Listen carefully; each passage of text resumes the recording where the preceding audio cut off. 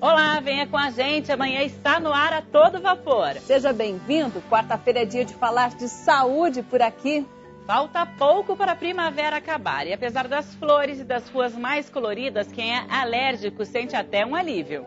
Nesta estação do ano, a conjuntivite, que dá aquela sensação de areia no olho, também é comum. E nós fomos a um consultório médico saber tudo sobre o assunto. Com o verão batendo a porta, é hora de intensificar a atenção à boa forma. Só não vale exagerar e fazer em apenas um mês a ginástica que ficou de lado o ano todo. Para praticar exercícios, você tem que seguir alguns cuidados necessários. E amanhã conta quais são eles. E você vai conhecer ainda um grupo da terceira idade que adora mexer o corpo ao som da música. Com eles não tem tempo ruim e essa turma mostra que a animação acompanha as pessoas ativas. 14 de dezembro de 2011. É amanhã, bom dia!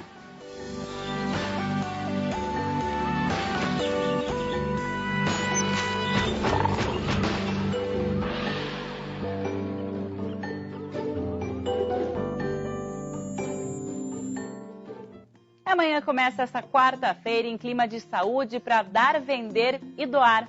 É isso mesmo, hoje a gente fala sobre a doação de medula óssea, um gesto simples, mas que pode salvar vidas. Amanhã explica direitinho como funciona todo esse processo e espera assim te incentivar a participar desta grande corrente. Afinal, o Brasil tem o terceiro maior banco de medula óssea do mundo. Mas espera lá, vamos com calma. Para começar a tratar desse assunto, nós primeiro vamos te mostrar a história do Gustavo, um garotinho de apenas 12 anos que já tem uma grande experiência de vida.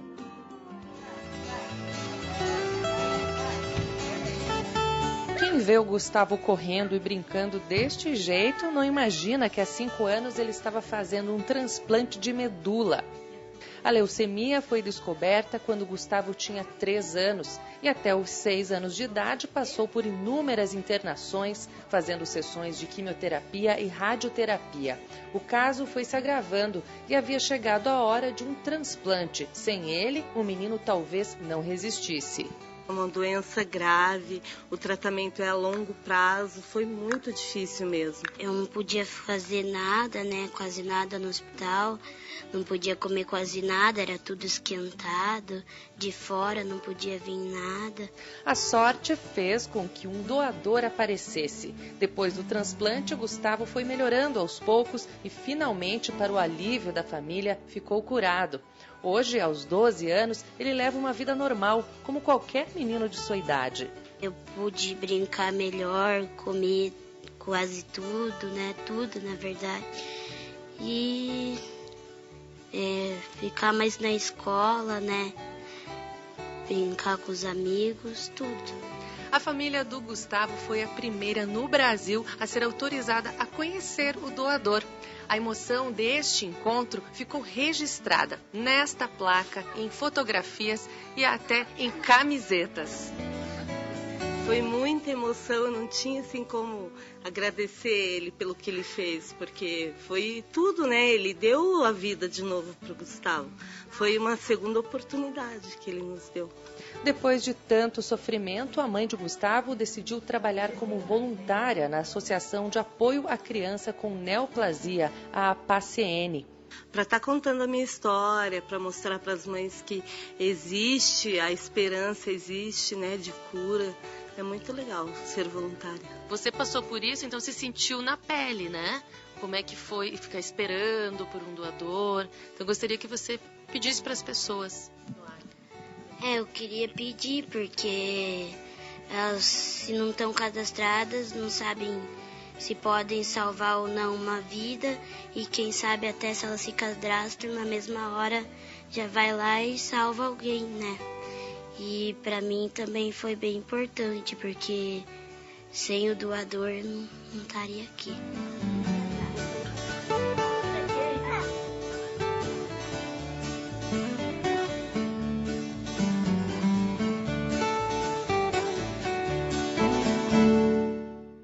Que belo exemplo. E falando nisso, começa hoje a Semana Nacional pela Doação de Medula Óssea. Para explicar como funciona a doação, vamos receber aqui no estúdio o geneticista Pablo Santos. Seja bem-vindo ao Amanhã. Olá, bom dia, tudo bem? Tudo bom? Bom dia, Bom tudo dia, Simone. bom? Tudo bom? Fique à vontade, pode sentar, por favor. Vamos falar sobre essa campanha então e como é que funciona. Do início, medula óssea, o que é e como pode ser doada? Doada. O mais importante no começo é diferenciar medula óssea, eu acho, de medula espinhal. A maioria das pessoas, eu antigamente também, tende a associar medula óssea com o núcleo da coluna vertebral, que é a medula espinhal. Então, medula óssea é outra coisa, é um tecido que está dentro dos ossos longos ou os ossos grandes do corpo. Existe medula óssea nos ossos da perna, existe medula óssea aqui no osso da bacia, nos ossos do braço, por exemplo, e é o tecido que produz as células do sangue. É o tecido que produz as células vermelhas, as células brancas, que também é o tecido onde esse tipo de câncer, que a gente viu agora há pouco, do Gustavo, é o lugar onde esse câncer acontece e é por isso que, para esses casos, esse tecido tem que ser substituído através de uma doação de medula óssea. Agora, Pablo, é importante salientar que a pessoa que vai fazer essa doação, no caso o cadastro, né, para se tornar um doador, ela não precisa realmente já tirar ali de onde você disse, da bacia do osso. É só uma amostra de sangue, né? É só uma amostra de sangue, mesmo porque a ideia do cadastro para doadores de medula óssea é que exista um banco grande de pessoas, de possíveis doadores, de possíveis de pessoas que estão dispostas a doar medula óssea. Um dia que, se por acaso se encontre uma pessoa que precisa, então, um receptor, esse banco existe para que um doador possa ser chamado o mais rápido possível, onde já se sabe que a medula é compatível com aquela do receptor e essa doação possa acontecer. O grande problema da doação de medula óssea é que uma compatibilidade genética muito grande tem que existir entre o receptor e o doador. Então, se o banco não existe e for começar a procurar na hora que a doença acontece, a procura demoraria muito tempo. A gente falou no início do programa que o Brasil tem o terceiro maior banco de medula óssea, mas também tem uma diversidade muito grande. Pode falar sobre isso? A gente tem bastante orgulho que o Brasil tem um banco grande de potenciais doadores de medula óssea. É o terceiro banco do mundo. O detalhe é que a população brasileira ela é tão diversificada, isso é uma riqueza enorme que a gente tem, mas também representa uma dificuldade na procura de alguém compatível com o receptor. Então, por isso, o banco brasileiro tem que ser maior ainda, na verdade, para aumentar as chances para os receptores encontrarem um doador que seja compatível. Ou seja, a pessoa vai lá, tira uma amostrinha de sangue, mais fácil até do que uma doação de sangue, menos até, mas a partir do momento que o cadastro identificou uma pessoa no mundo, então no Brasil, que ela é compatível, o que faz dali para frente? Então, como você disse, o primeiro passo é o registro, o cadastro, e isso fica guardado no banco. Se algum dia, isso pode demorar 1 ano, pode demorar 10 anos, a aparecer um receptor, um menino ou uma menina que precisem daquela medula óssea, o hemocentro vai entrar em contato com a pessoa. Então, é por isso que é importante, dentro dos dados do cadastro, preencher os dados de contato para que se encontre aquela pessoa que se registrou há 5 anos atrás, no dia que se realmente precisar dela. É então, interligado, doutor, esse cadastro? No Brasil, pelo menos, nos estados? Os cadastros brasileiros são centralizados por uma instituição chamada REDOME, que é uma parte do INCA, do Instituto Nacional do Câncer. E esse INCA, ou REDOME, centraliza os cadastros de doadores voluntários de medula óssea do Brasil inteiro. E quem vai doar não precisa passar por uma cirurgia, né? Ou precisa? Se algum dia um receptor de medula óssea aparecer e você for ser convidado para realmente fazer a doação em si, a doação consiste em uma punção do osso da bacia. Esse tecido que eu disse no começo, a medula óssea, esse líquido que está dentro dos ossos, ela é retirada através de uma punção do osso da bacia, normalmente da direita e a esquerda aqui, desse líquido que vai ser então transplantado para o paciente, para o receptor. O importante lembrar também é que a medula óssea não é um órgão que você perde depois que você doa.